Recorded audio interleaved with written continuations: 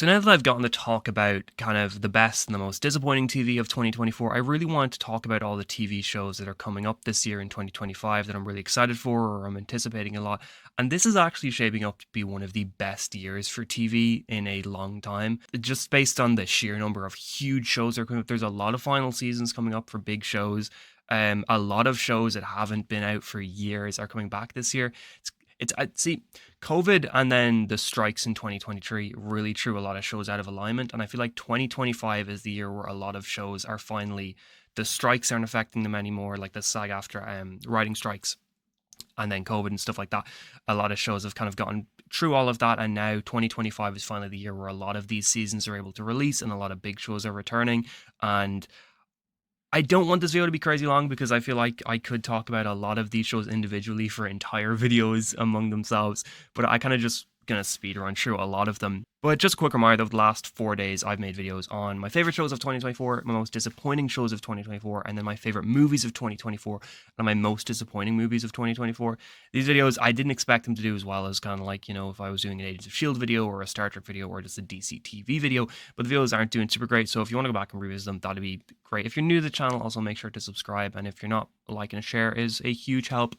Also, just going to say that unless a show is pretty much confirmed for 2025 so far, I'm not going to mention on this list. I actually made a video like this back in like 2018 where I was talking about the shows I'm really excited to see in 2019. And I kind of just in that video talked about any show that was maybe going to come out in 2019, like not even if it was confirmed, just if it maybe could come out. And it turned out to be a very out of date video because then 2019 happened and so many of the shows I talked about being hyped for didn't even come out that year. So for this video, I'm going to put my foot down, only talk about shows that have like they might not have an actual release date, but they've been said to come out in 2025. I also feel like if a show isn't confirmed to be 2025 by now, it's probably not going to be 2025. Like if you're really waiting on a season of a show and you're hoping it comes out this year, if they've not said for sure it's 2025, it's probably going to end up being 2026 or later. So I'm going to start off with an honorable mention because it's not really fair to include it in the main list because the season has already released and I've already watched it. But if I was making this video like before the year started, this show would have ended up on the list. Season 1 of SAS Rogue Heroes came out in 2022 and I was a really big fan of it. It's pretty much the British Band of Brothers following some of the most intense and war-wanting soldiers from the British Army at the time during the early years of World War II. Season 1 was set during 1941 and 1942 and followed this secret regiment called the Special Air Service that are established during the North Africa campaign because a lot of the superiors are not happy with how the war is going, so they kind of just give free rein to some of these soldiers who always want to do things their own way, who are always disobeying orders, who are always fighting each other, people who just really want to fight, and they're just like, okay, give the war to them. They parachute them behind enemy lines in the middle of the desert, and they're just told, go ahead, go do whatever you want to the German and Italian supply lines, just mess things up, just make the war difficult for them. And season 1 was fantastic, and then season 2 finally released in the first week of January on BBC iPlayer. All 6 episodes dropped at once. I think it's airing weekly on BBC, and it's also airing on RTE over here, but they just dropped the entire season at once on BBC iPlayer. It's weird how BBC sometimes does that, where they'll air the show weekly, but then drop the entire season online. Season 2 is set in 1943 mostly and follows the regiment as they're now the first Allied troops invading Italy and Europe. They kind of use the SAS as like the shock troops or the first line. You know, they send them over, they let them have a couple days to disrupt enemy lines or to do whatever, and then once the SAS have kind of cleared the front, then the actual main American, English, Canadian, everyone else troops sort of come in and deal with the main armies. And the SAS kind of just go in and they just do whatever they can to really slow the enemy down. Now, to be honest, I wasn't super happy with season 2 at first for the first couple episodes. They took a lot more liberties and fictional approaches to the war and to history than season 1 did. It's all based on a book, but the book is based on the actual people and actual history. And season 1 was pretty faithful to history. Obviously they took some liberties, but for the most part it's pretty faithful to what actually happened and to the book it's based on, whereas season 2 definitely felt like a lot of the time it was more broad about what actually happened, like the actual main big things happened, but a lot of how they got there, a lot of the people involved in it, they kind of mess around with, they kind of change up a little bit, and they do that way more in season 2 than they did in season 1, which rubbed me the wrong way at first, but the more I watched the season, the better it got, I felt. And I can already tell that it's going to end up very high on my 2025 TV show list, like maybe top 10. It actually already might be one of the top 10 best shows of the year. Anyway, these next shows I've not seen yet because they've not released yet. But I'm kind of going to go in order of when the shows are coming out. So first up, I feel like this is going to be one of the most talked about TV shows of the year, and it's Severance Season 2. And it starts airing exactly 1 week from today on January 17th. Season 1 was one of the best shows of 2022. It ended up on, like, I feel like if you're looking at at the TV of 2022 best of lists, Severance was always on there. The reviews for season 2 are already out, and they seem mostly very positive. There's 1 or 2 negative reviews, but overall, it seems like people are loving the season. Season 1 ended on this huge cliffhanger, so I'm really excited to see how they pick things up. The show is very much based around the mystery and the reveals, so I'm interested to see if they can keep that, because a lot of shows have fell under the weight of having all these mysteries and reveals to take care of. It's another showcase of Apple TV putting out great TV. And there were a lot of behind the scenes issues with the show when they were making season 2. The strikes that happened in 2023 seemed to really affect Severance more than most other shows. They had some production issues, so I'm actually very surprised that the reviews are as positive as they are, because I was kind of bracing myself for the reality that with so many things going on behind the scenes, the season might end up not being as good as season 1, or the show might end up suffering a little bit because of it. But it seems like the season is as strong as season 1 if most of those reviews are anything to go by.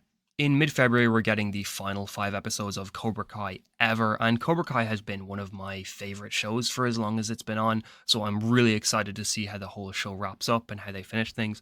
I think the first 10 episodes of the final season that came out last year were mixed between some of the most annoying character moments on the whole show, while also having some of the most epic and hype moments of the whole show, so I'm really hoping that they pull out all the stops and give the show an ending it deserves. It's more of the epic hype, this is some of the greatest stuff in the show, like, episodes, rather than some of the more frustrating character things.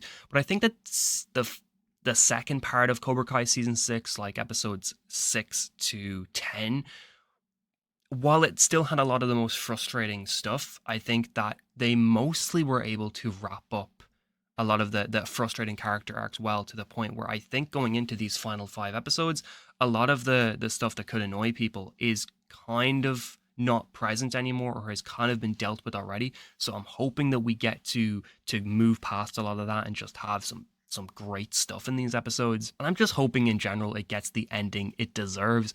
I also do hope that this isn't the last time we see a lot of these characters. I think Cobra Kai is a show that you really could do spin-offs for. Like, you could make it sort of a franchise in two of itself, even among the Karate Kid stuff already. Like, have Cobra Kai be sort of the new thing where we're not just getting Karate Kid spin-offs, we're now getting Cobra Kai spin-offs.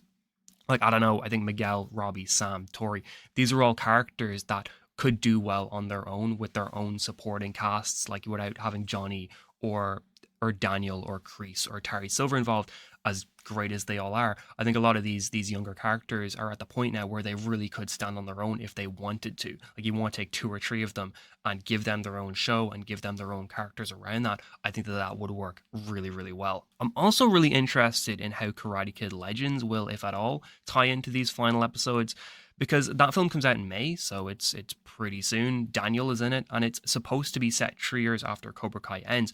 But I have heard some rumors that initially, during test screenings of the film, that they didn't really have any connections or any references at all to the Cobra Kai show, that the movie essentially acted like Cobra Kai as a show didn't exist or didn't happen, and that Karate Kid Legends is just a direct continuation of the Karate Kid films with nothing to do with the show. And that initially the test audience were confused and were asking a lot of questions about, well, how does this connect to Cobra Kai? Because, let's be honest, Cobra Kai is just as important now as Karate Kid was. And I think that after this, from what I heard, that they went back and they made some changes, and they added a few things that established that the show did happen, the show took place. But I don't know, take all that with a grain of salt. I hope that they don't just disregard the show, because I feel like that's a main concern with a lot of current reboots and revivals for things, is that they disregard one of the more popular things that came out. I feel like that this will be the most emotional season of TV for the year for me, just seeing how it all wraps up. I'm expecting to be very sad during these final few episodes. The show means a lot to me. I've been watching it for like 7 years at this point. I'm gonna rewatch the whole thing before the new episodes come out, and I'm excited to do that. But yeah, Cobra Kai, I can't wait. Just going to briefly mention this next one because I don't have much to say on it. But the Reacher season 3 trailer dropped this week, and we're also getting that in mid-February. Season 1 and 2 were both really fun. I don't think it's like an amazing or great show or anything, but Alan Richardson just beating up bad guys for 8 episodes can be really therapeutic and really satisfying to watch. And I'm kind of up for seeing just another 8 episodes of him doing that.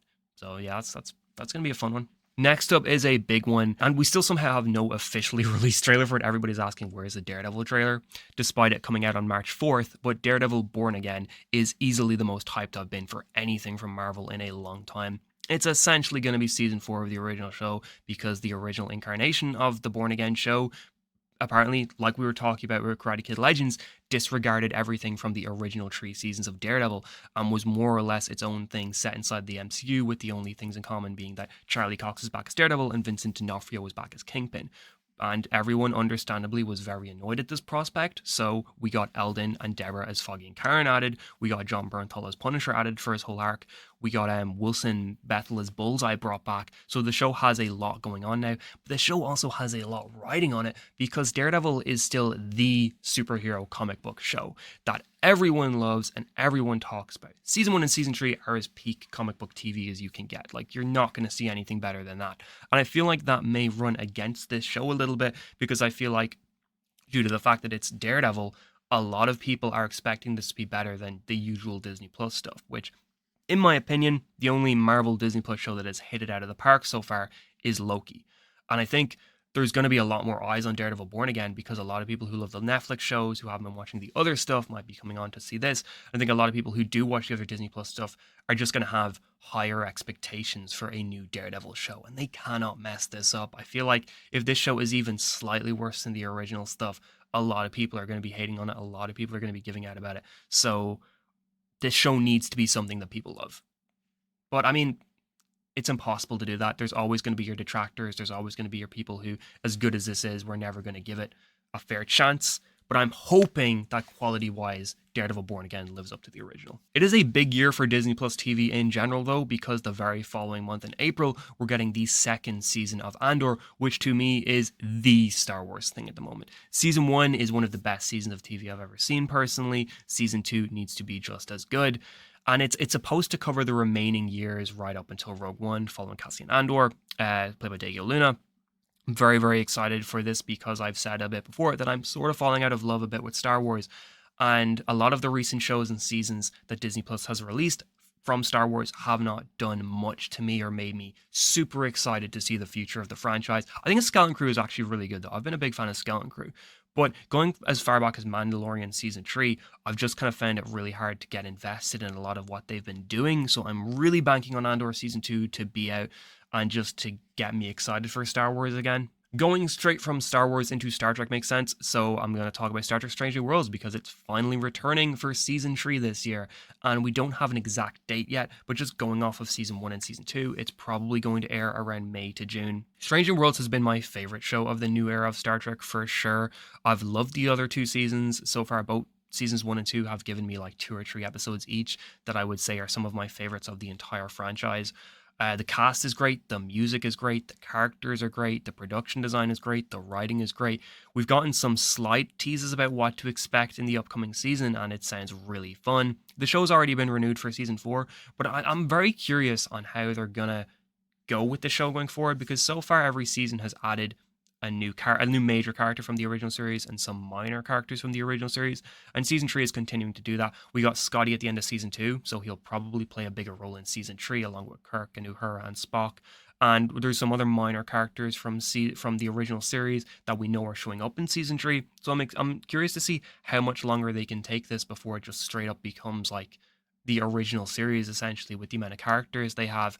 And there's also the ticking time bomb of Pike. So I'm curious if, Season 3 we're going to start sort of seeing what the end goal for the show is. Because I feel like this is a show that can't really go longer than 5 seasons. Because at that point, you're moving into original series territory. So we'll see what happens. The Bear season 4 is happening this year too, because The Bear is one of the few streaming TV shows that manages to get a season of TV out every year and have it be great TV. I finally watched season 3 this week after putting it out for ages. As of recording this video, I finished The Bear season 3 yesterday, and I was so surprised with how much I legitimately loved it after hearing some kind of iffy things from various people saying it's not as good as season 1, it's not as good as season 2, set your expectations. But I don't know. I feel like the show, well, yeah, season 3 was my least favorite. I think it just barely is my least favorite. Like, it's still great TV. And the show seems to be evolving, where season 1 was like gritty, chaotic, point of view sort of filmmaking. Whereas season 3 then is this much more prestige, polished, serious show. A lot of montages, a lot of just music playing, like instrumental music. They use a lot of Nine Inch Nails and Trent Reznor Atticus Ross music in The Bear season 3, where, like, you know, they have a lot of, I love Nine Inch Nails, and they've got a lot of like later music that's sort of melancholic in a way, and I feel like that make The Bear season 3 feel like it's a much more serious show than I guess it has before. And it's sort of mirroring the characters and the stories evolving to reflect this, where, you know, in season 1 they're running out of this small, pretty niche restaurant that's just sort of family owned, just based on a restaurant everybody knows in the area and everybody loves in the area. Whereas in season 3, they're now in the big leagues. They're dealing with a lot of, you know, super serious stuff, and the show is reflecting that. So I'm excited to see if season 4 changes a little bit more, and if it is slowly morphing the show into something different. And I'm excited to see what that means. We don't have an exact date yet for season 4, but just based off of seasons 1, 2, 3 and when they released, I'd say June to July is pretty likely. Next one, Peacemaker season 2 is a weird one for me, because I wasn't actually in love with the first season the way a lot of people were, but I feel like season 2 has a lot of potential just based off of the fact that it's going to be in a whole new universe than the first season, which is crazy to say. But if you're not familiar, season 1 took place in the DCEU, season 2 is taking place in the new DCU that started with Creature Commandos last month and is continuing with Superman in July. And Peacemaker season 2 is going to be set in that, coming out after Superman does. It gets me excited for what this means for the show, and if they're gonna play around with this. Like, I feel like the main storyline or plot will need to somehow be tied to the fact that these characters now exist in their new universe, that while, yeah, a lot of the events from season 1 of their show still took place, we're still in a new universe. You know, there's a new Superman, there's probably a new Batman, there's a new Wonder Woman, there's a lot of these new versions of characters. And season 1 ended with us seeing Jason Momoa's Aquaman and Ezra Miller's Flash, and both of those, now that Jason Momoa is playing Lobo, we can assume he's not going to be playing Aquaman, and it's a pretty safe bet Ezra Miller is not going to be playing the Flash going forward either. So, you know, we've got to deal with these things, the fact that the whole Justice League looks different now. Is there a Barry Allen? Is there an Arthur Curry in the new DCU? Like, I feel like Peacemaker would be really fun as a show to answer a lot of these questions. And I just hope that they'll address it, because I feel like the most boring narrative way they could go is to just ignore it and just act like everything's the same, which I feel like that's, take advantage of what you're doing. You know, deal with how cool this plot device is now, and actually make something great because of that. I don't know if we have an exact release date, but I feel like I heard August was the aimed date for season 2. We're closing out this year with Marvel's Wonder Man, and to be honest, while I don't have much to say on this show, it is one of the more intriguing Marvel shows of the year for me on this slate. We got the tiniest bit of footage during their big What's Next for Marvel, which is also the only place we've seen official Daredevil Born Again footage. There's a leaked trailer, if you want to go, you can find it if you look for it. But in terms of officially released HD footage, that's the only place we've seen Daredevil footage, and that's the only place we've seen Wonder Man footage. And completely honest opinion is that I think this is a likely push to 2026. Marvel has a lot of projects coming out in 2025, far more than they have in years. And if any are going to get pushed to 2026, I think Wonder Man is the likely one that will get pushed, just because they're giving it a December release date, which I feel like probably internally they're expecting it to be 2026, which is why they gave it the December release date. That's just my thoughts though, and just based on how Marvel has been with prior projects releasing at that point in the year. This next one is similar to Reacher, where I don't think it's great TV or anything, but it's just sometimes an enjoyable binge. And that is You Season 5, which is the final season. We don't have a release date yet beyond 2025. It's Netflix though, and Netflix sort of just announce their release dates like a month or two in advance. They don't do like a year from now, this is the exact date that thing's coming out like a lot of other places do. It could drop whenever past February because Cobra Kai is Netflix's big show in February. I feel like You Season 5 may end up being their big March show because Season 4 was a March release. I don't know. It's just You isn't. I've always had sort of just a fun time watching You. Penn Badgley as Joe is just kind of an annoyingly fun character to watch and see how the hell he's going to get out of this situation. It is the final season though, so I feel like he has to finally get caught or killed or something bad has to happen to him. There has to be consequences for his character. How has he gotten away with this for 5 seasons? The last show I'm going to give a big moment to is Slow Horses Season 5. Also supposed to be this year, and I assume it will be because Season 5 is already filmed. We already have a teaser. Both Seasons 3 and 4 debuted in December, so I feel like Season 5 debuting in December again is a safe bet. They've stuck to their one season a year release since they've started, so that's great. I feel like they're not going to mess that up for this year as well, and I feel like Season 6 will probably be in 2026. Slow Horse is just a fun show. It's so short every time. Those 6 episodes a season means it's always over by the time you're getting into it. I can't wait to see Gary Oldman and Jack Lowden get up to more spy shit. Okay, I'm just going to do a quick speed run through some of these other ones because I don't have a lot to say on them. But Yellow Jacket Season 3 is coming out. Season 1 and Season 2 were really fun and really interesting and really unique. And it's one of the cooler shows to come out in recent years. I'm excited to see Season 3. We have a new Game of Thrones show in the shape of a Knight of the Seven Kingdoms. I'm intrigued for it, I guess less so than hyped, just because House of the Dragon I thought was fine, but it never scratched that Game of Thrones itch for me, so I'm hoping Knight of the Seven Kingdoms finally does that.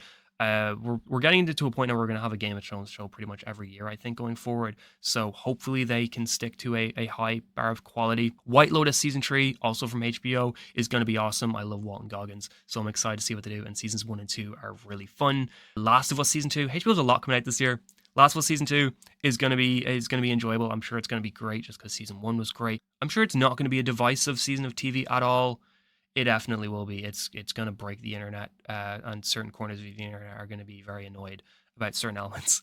But yeah, there are a lot of other big seasons of TV coming out, though. Stranger Things' final season is this year, which I've never been the biggest Stranger Things guy, so I'm not going to say I'm hyped for it.